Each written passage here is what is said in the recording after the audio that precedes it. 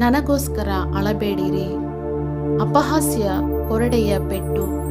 ಇಬ್ರಿಯ 11ನೇ ಅಧ್ಯಾಯದಲ್ಲಿರುವ ಈ ಪದಗಳು ಯೇಸು ಗೆತ್ಸೆಮನೆಯಲ್ಲಿ ಹಿಡಿಯಲ್ಪಟ್ಟಾಗಿನಿಂದ ಆತನ ಗೊಲ್ಗೊತಾದ ಅಂತಿಮ ಯಾತ್ರೆಯವರೆಗಿನ ಮಧ್ಯಭಾಗದಲ್ಲಿ ನಡೆದ ಕಠಿಣವಾದ ಪರೀಕ್ಷೆಯನ್ನು ವರ್ಣಿಸಲು ಸಾಲದು ಎಂದೆನಿಸುತ್ತದೆ.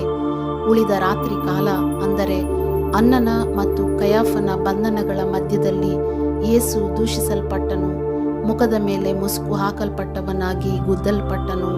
ಆಮೇಲೆ ಬೆಳಗಿನ ಜಾವದಲ್ಲಿ ಕಟ್ಟಲ್ಪಟ್ಟವನಾಗಿ ನ್ಯಾಯ ವಿಚಾರಣೆಯ ಸಭಾಂಗಣಕ್ಕೆ ಅನ್ಯರ ಬಳಿಗೆ ಕರೆದೊಯ್ಯಲ್ಪಟ್ಟನು. ಮೊದಲು ಪಿಲಾತನ ಬಳಿಗೆ, ನಂತರ ಹೇರೋದನ ಬಳಿಗೆ ಒಯ್ಯಲ್ಪಟ್ಟು ಬಹಳ ತೀವ್ರವಾದ ಸುಳ್ಳಾದ ಆಪಾದನೆಗಳಿಗೆ ಗುರಿ ಮಾಡಲ್ಪಟ್ಟನು. ಕಡೆಯಲ್ಲಿ ಪಿಲಾತನು ಯೇಸುವನ್ನು ಕೊರಡೆಗಳಿಂದ ಹೊಡೆಯುವುದಕ್ಕೆ ತನ್ನ ಸೈನಿಕರಿಗೆ ಅನುಮತಿ ಕೊಟ್ಟನು. ಆದರೆ ಸೈನಿಕರು ಆತನನ್ನು ತಮ್ಮದೇ ಆದ ಸಭೆಯ ಮುಂದೆ ನಿಲ್ಲಿಸಿ ಆತನ ತಲೆಯ ಮೇಲೆ ಮುಳ್ಳಿನ ಕಿರೀಟವನ್ನಿಟ್ಟು ಕ್ರೂರವಾಗಿ ಹೊಡೆದು ಆತನನ್ನು ಅಪಹಾಸ್ಯ ಮಾಡಿದರು. ಆ ಸಂದರ್ಭದಲ್ಲಿ ಚಾಟಿ ಏಟಿನ ಬರೆಗಳಿಂದಾದ ಗಾಯಗಳಿಂದಲೂ, ಗಡ್ಡದ ಕೂದಲು ಕಿತ್ತಲ್ಪಟ್ಟದ್ದರಿಂದಲೂ, ಸುರಿಯುತ್ತಿರುವ ರಕ್ತದಿಂದಲೂ, ತಲೆಯಿಂದ ಪಾದಗಳವರೆಗೆ ಆತನನ್ನು ಮುಚ್ಚಿದ್ದ ಉಗುಳಿನಿಂದಲೂ ಯೇಸು ಎಷ್ಟು ವಿರೂಪಗೊಂಡಿದ್ದನೆಂದರೆ ಯೆಶಾಯನು ನಾವು ನೋಡತಕ್ಕ ಯಾವ ಮನುಷ್ಯನ ಲಕ್ಷಣವೂ ಆತನಲ್ಲಿರಲಿಲ್ಲ ಎಂದು ಹೇಳುತ್ತಾನೆ. ತೀರ್ಪು ಮಾಡಲ್ಪಟ್ಟಿತ್ತು. ಯೆಹೂದ್ಯರ ಅರಸನು ಎಲ್ಲ ಜನರ ಎದುರಿನಲ್ಲಿ ಅವಮಾನಕರವಾದ ಅತಿ ಸಂಕಟದ ಘೋರ ಶಿಲುಬೆಯ ನಿಧಾನದ ಮರಣವನ್ನು ಹೊಂದಬೇಕಾಯಿತು. ಯೇಸುವಿಗೆ ತನ್ನ ಶಿಲುಬೆಯನ್ನು ಹೊರಲು ಕೊಟ್ಟರು. ಆತನು ಕಲ್ವಾರಿಯ ಯಾತ್ರೆ ಪ್ರಾರಂಭ ಮಾಡಿದಾಗ ಆತನ ಈ ಹೊರೆಯನ್ನು ಬೇರೊಬ್ಬರು ಹೊತ್ತುಕೊಳ್ಳಬೇಕೆಂಬ ತೀರ್ಮಾನ ತೆಗೆದುಕೊಳ್ಳಲಾಯಿತು. ಆ ಉಪಶಮನದ ಗಳಿಗೆಯಲ್ಲಿ ಯೇಸು ತನ್ನನ್ನು ಸುತ್ತುವರೆದ ಸಹಾನುಭೂತಿಗಳನ್ನು ಉದ್ದೇಶಿಸಿ ಮಾತಾಡಿದನು. ಆತನು ಹಿಡಿಯಲ್ಪಟ್ಟಾಗಿನಿಂದ ಆತನ ಮರಣದ ತನಕ ಮಾತಾಡಿದ್ದೇ ಹೆಚ್ಚು. ಮತ್ತು ಆತನ ನೋವಿನಿಂದ ಹೊರಟ ಮೊದಲ ಆಜ್ಞೆ ನನಗೋಸ್ಕರ ಅಳಬೇಡಿರಿ ಎಂದಾಗಿತ್ತು. ಯೇಸುವನ್ನೊಳಪಡಿಸಿದ ಆ ಭಯಂಕರವಾದ ಹಿಂಸೆಗಳು ಉಂಟು ಮಾಡಿದ ಒಂದು ಉತ್ತಮ ಪರಿಣಾಮವೇನೆಂದರೆ, ಕತ್ತಲೆ ಕವಿದ ಆ ಗಳಿಗೆಯು ಈ ಲೋಕದ ನಿಜವಾದ ಬೆಳಕು ಕ್ರಿಸ್ತನಂತೆಯೇ ಸೌಂದರ್ಯವೇ ಆಗಿದೆ ಎಂಬ ಸತ್ಯವನ್ನು ಒತ್ತಿ ಹೇಳಿತು. ಹೌದು, ನಾವು ಯೇಸುವಿನ ಗುಣಲಕ್ಷಣದ ಸೌಂದರ್ಯವನ್ನು ಆತನ ಸೇವೆಯುದ್ದಕ್ಕೂ ಪಾಪಿಗಳಿಗಾಗಿ, ಅಸ್ವಸ್ಥರಿಗಾಗಿ ಆತನಿಗಿದ್ದ ಅನುಕಂಪದಲ್ಲಿ ನಾವು ನೋಡಿದ್ದೇವೆ. ಜನರ ಗುಂಪುಗಳಿಗೆ ಊಟ ಕೊಡುವುದಕ್ಕಾಗಿ ಆತನ ಚಾಚಿದ ಕೈಗಳು ಅಸ್ಪೃಶ್ಯರೆನಿಸಿಕೊಂಡವರನ್ನು ಮುಟ್ಟುವುದು, ಕಷ್ಟದಲ್ಲಿರುವವರನ್ನು ಆಶೀರ್ವದಿಸುವುದು ಇತ್ಯಾದಿ. ಆದರೂ ಆತನ ಕಾರ್ಗತ್ತಲ ಗಳಿಗೆಗಳಲ್ಲಿ ಹೊಳೆದ ಪ್ರಕಾಶವು ಆ ಎಲ್ಲವುಗಳನ್ನು ಒಂದು ರೀತಿಯಲ್ಲಿ ಮಂಕು ಮಾಡುತ್ತದೆ. ಯೇಸುವಿನ ಕಠಿಣ ಪರೀಕ್ಷೆಯ ಸಮಯದಲ್ಲಿ ಒಂದು ಗುಂಪು ಜನ ಆತನ ಸುತ್ತಲೂ ಬೆಂಬಲವಾಗಿ ಕೂಡಿರುವುದನ್ನು ಮೊಟ್ಟಮೊದಲು ನೋಡುತ್ತೇವೆ.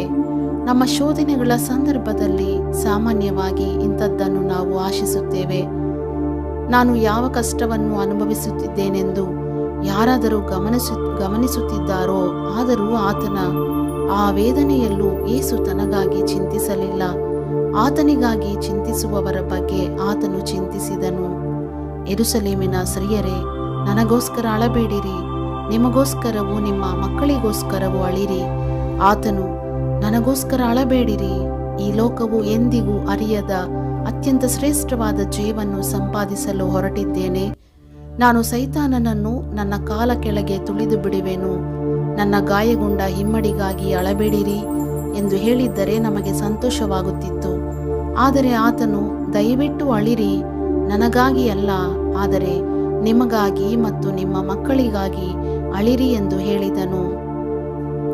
ಯೇಸು ಬರಲಿರುವ ಕಠಿಣವಾದ ಭಯಂಕರ ದಿನಗಳೊಂದಿಗೆ ತಾನು ಪಡುತ್ತಿರುವ ಸಂಕಟಗಳನ್ನು ಹೋಲಿಸಿ, ಇವು ಮರ ಹಸಿಯಾಗಿರುವಾಗ ಮಾಡಿದಂಥವುಗಳಾಗಿವೆ ಎಂದು ಹೇಳಿ, ಮರ ಒಣಗಿರುವಾಗ ಏನಾಗಬಹುದು ಎಂದು ಮುಂದೆ ಬರಲಿರುವ ಸಂಕಟಗಳ ಕಾಲದ ಭಯಂಕರ ದಿನಗಳನ್ನು ಕುರಿತು ಹೇಳುತ್ತಾ, ಆ ದಿನಗಳಲ್ಲಿ ಜನರು ಬೆಟ್ಟಗಳಿಗೆ ನಮ್ಮ ಮೇಲೆ ಬೀಳಿರಿ ಎಂದು ಹೇಳುತ್ತಾರೆ ಎಂದನು. ಆ ಕಾರಣದಿಂದ ಆತನು ನಿಮಗಾಗಿಯೂ ನಿಮ್ಮ ಮಕ್ಕಳಿಗಾಗಿಯೂ ಅಳಿರಿ ಎಂದು ಹೇಳಿದನು. ಅಂದರೆ ನಾನು ಈಗ ಅನುಭವಿಸುತ್ತಿರುವುದಕ್ಕಿಂತ ಬರಲಿರುವ ಸಮಯಗಳು ಹೆಚ್ಚು ಕಠಿಣವಾದಂಥವುಗಳು ಎಂದರ್ಥ. ದೇವರ ಸನ್ನಿಧಿಯಲ್ಲಿ ನೀನು ಕಡೆಯದಾಗಿ ಅತ್ತದ್ದು ಯಾವಾಗ? ಪ್ರಿಯ ಸಹೋದರ ಸಹೋದರಿ, ಯಾವುದನ್ನು ಕೊಳ್ಳಲು ಯೇಸುವಿನ ರಕ್ತವು ಸುರಿಸಲ್ಪಟ್ಟಿತೋ ಅದು ನಿನ್ನ ಮತ್ತು ನಿನ್ನ ಮಕ್ಕಳ ಜೀವಿತಗಳಲ್ಲಿ ಕಂಡುಬರಬೇಕೆಂಬುದಾಗಿ ನೀನು ಅತ್ತಿರುವೆಯೋ? ನಾವು ಇನ್ನೂ ಯಾಕೆ ಶುದ್ಧೀಕರಿಸಲ್ಪಡದೆ ಮಾರ್ಪಾಟಾಗದೆ ಅಶುದ್ಧವಾಗಿರುವುದು? ಯೇಸು ತನ್ನ ಶಿಲುಬೆಯ ಮರಣಕ್ಕೆ ಹೋಗುವ ದಾರಿಯಲ್ಲಿ ನಮಗೆ ನಿನ್ನ ರಕ್ಷಣೆಗಾಗಿಯೂ ಶುದ್ಧೀಕರಣಕ್ಕಾಗಿಯೂ ಮತ್ತು ಪರಿಪೂರ್ಣತೆಗಾಗಿಯೂ ನಾನು ಏನು ಮಾಡಲು ಸಾಧ್ಯವೋ ಅದನ್ನು ಮಾಡಲು ಹೋಗುತ್ತಿದ್ದೇನೆ. ದಯವಿಟ್ಟು ನೀವು ಮಾಡಬೇಕಾದದ್ದು ನಿಮಗೋಸ್ಕರವೂ ನಿಮ್ಮ ಮಕ್ಕಳಿಗೋಸ್ಕರವೂ ಅಳಿರಿ ಎಂದು ಹೇಳುತ್ತಿರುವ ಹಾಗಿದೆ. ಇದು ಕೇವಲ ಎಲ್ಲವೂ ವಿಫಲವಾದಾಗ ಅಳಿರಿ ಎಂದಲ್ಲ, ಆದರೆ ಇದು ಅಳಬೇಕು ಎಂಬ ಆಜ್ಞೆಯಾಗಿದೆ. ಇಲ್ಲವಾದರೆ ಬೇರೆ ಎಲ್ಲ ವಿಫಲವಾಗುತ್ತದೆ. ಅಂತಹ ದೇವರ ಆಜ್ಞೆಗೆ ಒಳಗಾಗಿ ಕಣ್ಣೀರಿನ ಪ್ರಾರ್ಥನೆಯಿಂದ ಕರ್ತನನ್ನು ಸಮೀಪಿಸೋಣವೇ. ದೇವರು ನಿಮ್ಮೆಲ್ಲರನ್ನು ಆಶೀರ್ವದಿಸಲಿ.